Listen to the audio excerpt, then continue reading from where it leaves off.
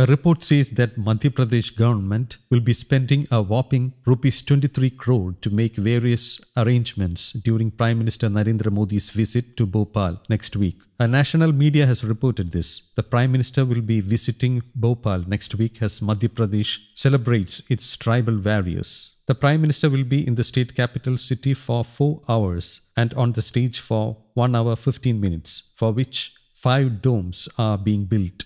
The state government is spending more than rupees 23 crore for the event, out of which rupees 13 crore will be spent only for transporting people to the program to be held at Jambori Maidan, says the report by NDTV. Madhya Pradesh will celebrate Janjatiya Gaurav Divas in memory of Bhagavan Birsa Munda on November 15th. PM Modi will address the gathering and will also dedicate the country's first public-private partnership built Habibganj railway station at Jambori Maidan in the city. The palatial venue of the Jambori Maidan is likely to see 2 lakh tribal from across MP, and the entire venue is being decorated with tribal art and pictures of tribal legends. More than 300 workers have been engaged in this work for a week. Big pandals have also been erected for the tribals. Over rupees 12 crore is for transportation, food and lodging of people coming from 52 districts, and over rupees 9 crore is for 5 domes, tents, decoration and publicity.